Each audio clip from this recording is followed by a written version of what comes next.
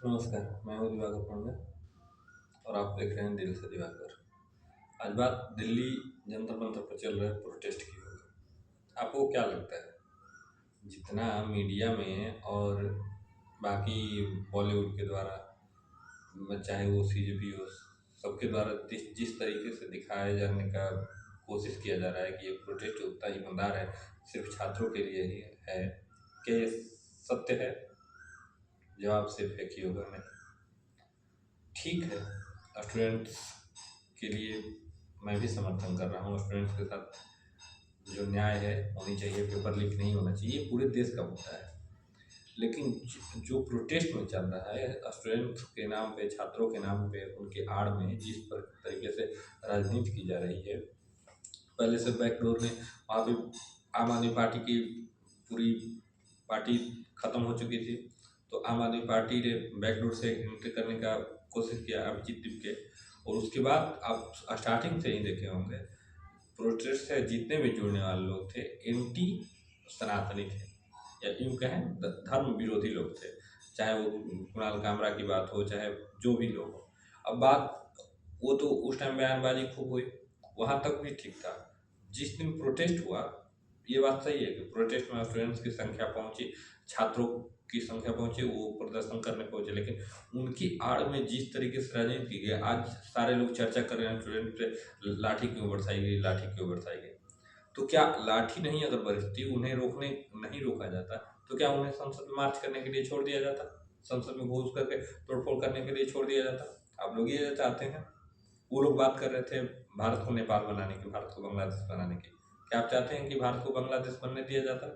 फिर बेइज्जती किसकी होती? कि भारत के पास इतनी भी क्षमता नहीं थी कि वो कर रहे प्रदर्शनकारियों को रोक सके। जिस तरीके से आप एक पॉजिटिव माइंडसेट लेकर के चल रहे हैं छात्रों के साथ, मैं भी साथ हूँ छात्रों के साथ इंसाफ होना चाहिए। लेकिन छात्रों के आड़ में जो राजनीति की जा रही है, अभी आपस में आम आदमी पार्टी और कांग्रेस लड़ रहे हैं उसका क्रेडिट लेने के लिए, उस प्रोटेस्ट का। और या फिर जो लाठीचार्ज हुई, उसके लाठीचार्ज क्यों हुई? सबसे पहले तो प्रदर्शन का किसी को परमिशन नहीं था। अगर मैं सवाल पूछना चाहूँ तो ये भी पहला सवाल यही होगा कि जब आपको परमिशन नहीं था तो पहुँचने वाले छात्र हो या फिर प्रदर्शनकारी हो, वहाँ पर गए ही क्यों? क्या आपको जाने से पहले ये पता नहीं करना चाहिए कि वहाँ प्रदर्शन की अनुमति तक नहीं है? अगर चले भी गए आप, तो आपको 3 बार 4 बार रोकने की कोशिश की गई। बैरिकेडिंग जब किया जा रहा था, उसके बावजूद वहाँ पे होल्डिंग करने वाला वेल्डर मशीन ला करके होल्डिंग कर रहा था, वो वहाँ पे आपको रोकने की कोशिश की, आप रुके नहीं। आप आतंकवादियों की तरह आगे बढ़ते जा रहे हैं। उसके बाद जा करके वाटर कैनन और टीयर गैस के गोले छोड़े गए, और आप बोलते हैं कि आपने तोड़ फोड़ मचाई, कितनी सारे गाड़ियों को फोड़ा, पुलिस की गाड़ियों को फोड़ा। उन पुलिस वालों को उनको पूछने के लिए कौन गया, जिनको आपने पीटा? अलग अलग से साइड में ला ला करके खींच रहे थे आप और पीट रहे थे।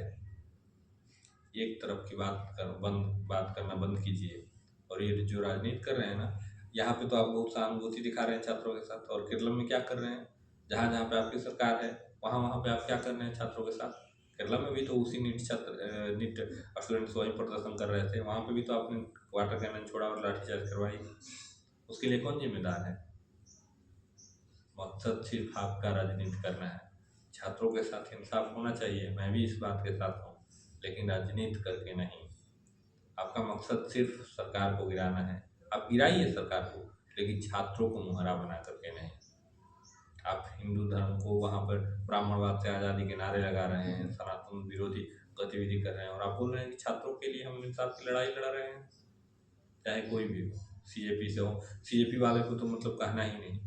जो उस दिन लीड कर रहे थे, वो उस दिन वहाँ तक किसी प्रोटेस्ट में कोई नहीं दिखा है। 2 लोग तो जा करके बात करने के नाम पे वहाँ पे चले गए थे, जेपी नड्डा के घर पे।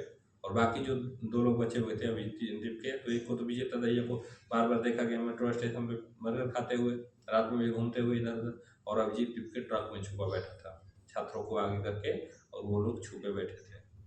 इस क्रोनोलॉजी को आप समझिए। आपके पिटाई का सिर्फ और सिर्फ जिम्मेदार सीजेपी है, नेतृत्वहीनता है, और ये हो रही राजनीति है। इस तरीके से आपको इंसाफ नहीं मिलने वाला। धन्यवाद।